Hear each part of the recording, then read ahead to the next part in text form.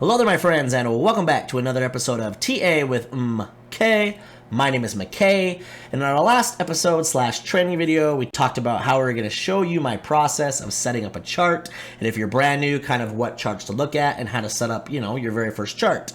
The example we were going to use was XRP. Now, the video I put out was 2 or 3 days ago, and I told you that tomorrow in that video, which was, a couple days ago, that I'd get out the second part of that video. I apologize. The market took a little bit of a dump and I was a little busy anyway. Figured it wasn't the best time to be showing you guys how to, set up a chart. Just in case anyone decided to actually trade XRP, it really wasn't a good time to be trading it. Now that the dust has settled, a few days have passed, we have some new levels to look at for XRP. I figured now's a good time to do that second part of that video and show you guys how to set up your very first chart if you're brand new. Now, if that sounds interesting to you, please remember to like and subscribe, and let's check out XRP. It's TA with MK. It's TA with MK.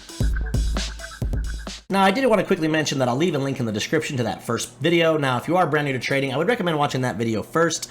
As you can see here on the screen, it's the beginner's guide to your first trade, XRP. How do I set up a chart and how do I navigate the trade? So that link will be in the description. Watch that video first, then come back and watch this one. Now, first off, I want to mention something that's pretty important. Now, we're on XRP, and what I'm on right now is the XRP on the BitGet exchange, which is a fairly new exchange. And it's important to understand that when you're charting these coins, you want to find an exchange that has a chart on TradingView that's had the coin the longest, or at least for a long time. Otherwise, it's hard to find important areas of support and resistance. And the reason why I started on this BitGet chart here on TradingView was just to show you that if you look on here, I'm on the daily time frame. It only has price action dating back to January of 2022. So the beginning of this year was, likely when this exchange launched, honestly, because I'm sure XRP would have been one of the first coins. So if you're getting ready to chart this coin, you wouldn't want to be on here because, you might do support and resistance, but that's only going to be relative to this year and not the entire history of XRP, right? So before we hop over to like a Binance chart or something for XRP, I want to quickly point out a site that you can use, often at least, if you're curious, how long a coin's been around. Now, I'll leave a link in the description. This site is Charts.cointrader.pro. So often I'll come to this, site if I'm not sure how long a coin's been around. Say I'm looking it up on KuCoin and I see, oh, it only has, 6 months worth of data on there. I might come to here and type in XRP to USD, and then I'll click down here where it shows this XRP USD pairing.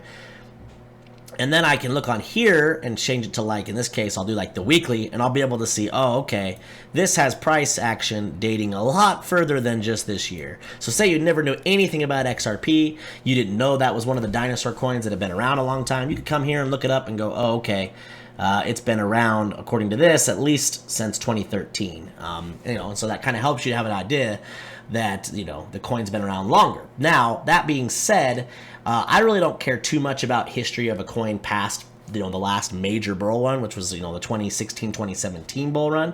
Now, granted, it's always nice to have the more history, the better, right? But for me, that's really when crypto and altcoins specifically took off. So if a coin has been around at least since then, I want to find a chart that has price action since then. The other reason why I don't normally chart these coins on here, it just doesn't have as many settings. I pay for a TradingView account. It gives me some alerts that I can set up and different things. There's some bonuses to having an account on TradingView. You could chart it on here, but you wouldn't be able to set up alerts, which is something I mentioned in the last video is very important. So in this case, I would go over here to TradingView.com and I would type in, XRP to the USDT, the tether pairing. My go-to if it's on there is usually Binance, just because they've been around quite a long time. And in this case, because I know the coin's been around since 2013, as long as it has price action on Binance dating back to 2017, which this basically does, really close. Good enough is good enough for me. It's actually was listed on Binance, it looks like, on April of 2018. But to me, that's going to be enough history to satisfy, me for making this chart. Now, just a really quick summary of what we talked about in the last video, although you should pause the video if you haven't watched it again and go check out that link that's in the description for that video. But the charts that I mentioned in that video that I always check each day before I come over to begin charting a coin are number 1, the DXY, number 2, the ES1 explanation point, which is basically just the S&P 500.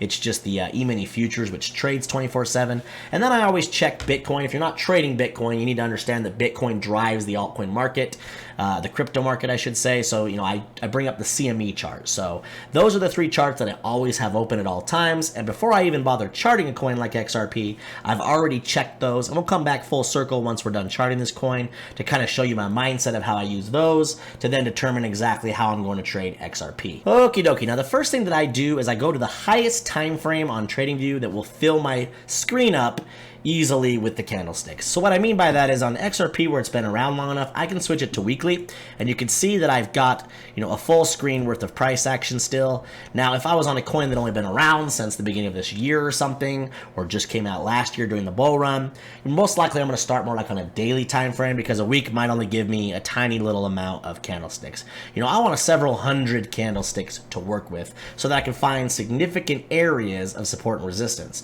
Well, on something like XRP, weekly is a good place to start. And again, on a coin that maybe had only been around for a year, 2 years less, you're going to want to start probably on the daily time frame. Okay, so the next thing that I do is I go up here to the top. Now, this is also not the case with every coin, but if it has enough data, I like to switch the candles temporarily to line. And just to kind of quickly explain the difference between the two, we'll leave it on candlesticks. If you look here on price action for XRP on Monday, the 12th of April, 2021, you could see the price action got as high as $1.97, just under $2.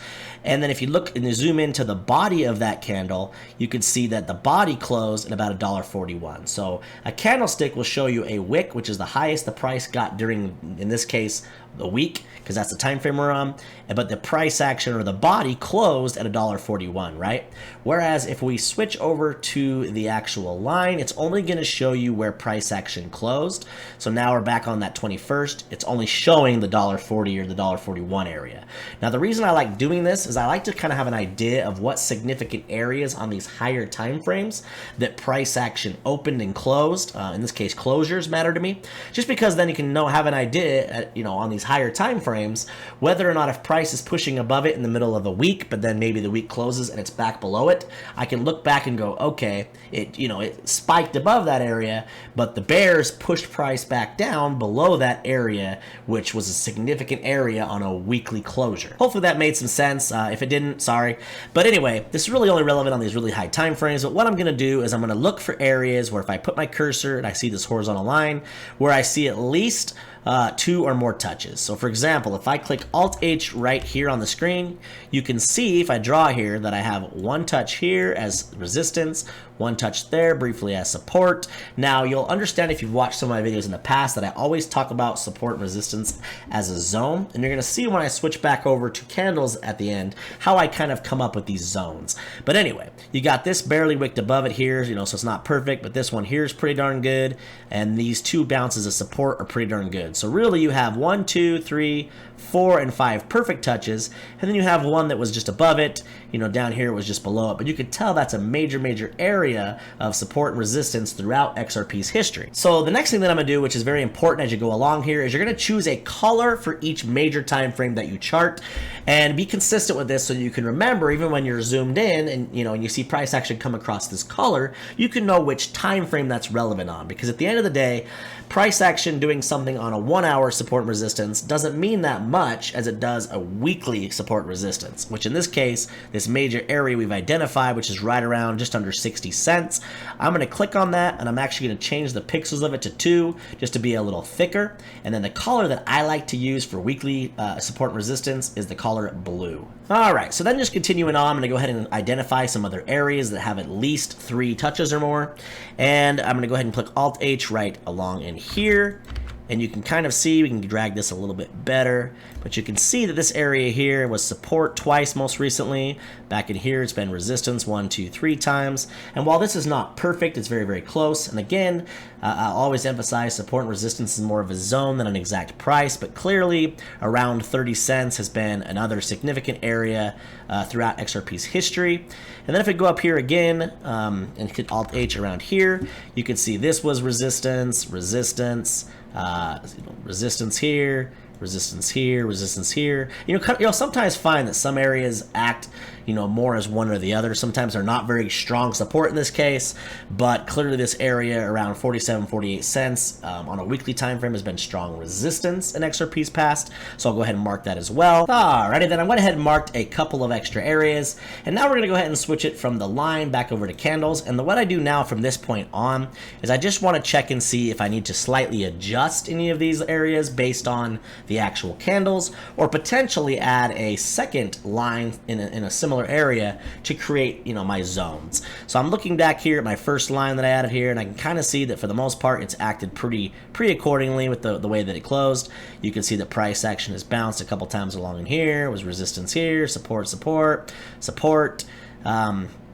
back here you can see obviously it bounced a few times here. So what we could do is put another line here, and we could kind of know that that's somewhat of a zone there. Now whenever I switch back over to, this is just my own personal preference by the way, but whenever I switch back over to candles, I'll make those lines only 1 pixel, so they're not quite as thick. So which just means if I'm zoomed in later making a trade, I can go, okay, this was kind of more of the lower end or upper end of a zone, still important on the weekly, but maybe not as important in my eyes as the ones that I did on the line chart, which were the closing areas, which is the thicker blue. Now for the most part, I really only add the second lighter lines on the weekly time frame if on these candle wicks I'm getting at least 3 or more touches. So in this case, that's why I marked this one down here, because it does have 1, 2, and 3 very defined touches. Looking back through here, something like this one up here might be something that I would potentially mark as well. It's not really relevant right now because it's cleared up at 65 cents and we're nowhere near that. But you can see you have wicks that kind of went up here as resistance. This wick was support. So that's the kind of stuff I'm looking for as far as adding these second lines.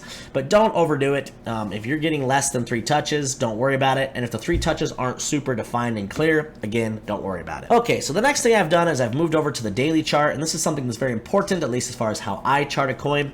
On the daily chart, once I identify some areas that are significant, I'm going to change the color number 1 to something different, which in my case you'll see will be orange. And number 2, I'm not so focused on the entire chart anymore, because that's really what the weekly was for, was the whole history, what areas were super important on the entire coin's history. For the daily, I really only care maybe for the last year or so, maybe the last bull run in this case, which would have been kind of like 2021 and on, and really just within about 50% up and 50% down of current price action. I don't really care about marking stuff up here at $1.20 when we're nowhere near $1.20 at the moment, right? I'm looking for things that are relevant to trades I might be making right now. So I went ahead and added a couple of orange horizontal lines, which is the color that I use for the daily. And I want to briefly just explain why I chose the ones that I did. Now, again, I'm only focused on price action from really, in this case for XRP, 2021 and on, which was just the end of this last bull run. And I can see that there's areas along in here around price action where it's at now that was resistance here and kind of support all along in here before the most recent breakdown. That was around 44, a little over 44 cents. Now that was not something that came up on the weekly chart, but does show its face on the daily chart. Again, just below that at around 47 cents, you can see kind of some resistance all in here, almost resistance there, acted as support on a couple of wicks here. So of course that's another area of significance that's fairly close to where price action is now. And then another one down here just above our major zone of 30 cents. You can see there was a big wick here, resistance here and around here, and support kind of along in here. You kind of call this a little bit of a mid zone, but around 33.5 cents on the daily chart, that is significant. Now the next step in my process is finding the major fib levels, the Fibonacci retracement levels for this coin on the higher time frames. So in this case, the daily, I'm going to look for its last big macro low, which in this case would have been back here during the COVID dump, down to about just under 10 cents, 9.5 cents. And I'm going to pull the fib retracement tool from that low all the way to its last macro high, which happened in 2021 in April. Drag it over so I can see it. And I want to see if there's any confluence at any of these areas that price action has spent some of its time on my previously marked areas, just to identify if I maybe want to take extra note or change the color of these horizontal lines to know, hey, this is not only a weekly or a major daily level of support or resistance, it's also a major fib level as well. And right off the bat, there's really only 2 areas of significance to me. Now granted, this is something I should probably put out a future video for just so that you guys understand, but a few key levels that I usually pay attention to as far as it relates to fibs levels is the golden pocket, which is between the 0.618 and the 0.65. The 786, which is just a common area for whenever a coin has gone kind of parabolic. It's common to see a retracement back to the 786 level. And another one I pay attention to is actually the 886, which is the next most common level for large retraces after big run-ups. The 0.5 also is a very big level of significance. However, in this case, that's just so far. It and the golden pocket are just so far above where current price action is. The ones that I am taking note of is that the 786 has clearly acted as resistance very heavily most recently. It was support a few times back around in here, so that's an area of significance to me. So I'm going to go ahead and put an Alt-H horizontal line right on the 786. I'm going to change that color to something different. In this case, I'm actually going to use the color green, and I'm going to switch it to 1 pixel. And eventually I'm going to come back to that and turn that into a bit of a zone of significance to me. The other one that's obvious on the screen to me at least is this area back down here around my 886 where it's been acting as support. It's even where we just most recently saw a bounce yesterday. And also it's been resistance all back in here, further back in XRP's history. So we're going to go to the 886 and also see if I can stretch this out a bit. Looks like that actually already falls perfectly on my weekly blue line. So now then I'm going to delete this tool back off of there, and we're going to zoom into something like the 4-hour time frame next to do the same thing with the Fibonacci tool, but only relevant to its last major swing low to swing high, which in this case would be this low back here for me in September, where price action retested that 30 cents, and this swing high up here at around 55 cents. So we're going to grab our fib retracement tool, and we're going to pull that again and see if anything lines up on this time frame of relevance. Now we can see that the 618 golden pocket is basically where we've just found recent resistance. You can kind of see that the 886, which is one we talked about before, also a daily level of support resistance, is where we just recently bounced. Other than that, I don't see anything really significant to add. In addition, again, I'm just looking for things to add on each time frame to tell me the areas with confluence as the major support and resistance levels. And my friends, I'm going to throw yet another curveball at you. This is where we're going to leave it off for today. We're going to turn this into a 3-part video series, just so the videos aren't overly long. If you're brand new to trading and learning all this stuff anyways, it's a pretty good idea not to cram your brain too full of so much in one day. So at this point, if you followed along, or if you haven't, go ahead and rewind back, maybe follow along and get a chart set up to this point, and then just kind of a sneak peek of what we're going to talk about in the next video. It's going to be the remainder of what I do when I set up a chart, and that's going to be finding the major moving averages on the chart that I'll be paying attention to, taking note of where they're at. Something else that ties back to our checklist: where are the major moving averages sitting as of that current time frame?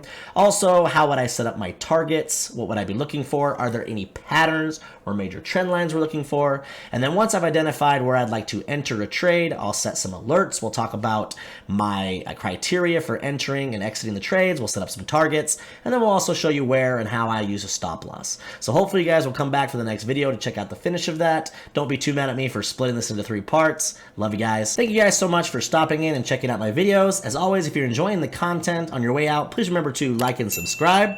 We'll catch you in the next one. It's TIMECODES.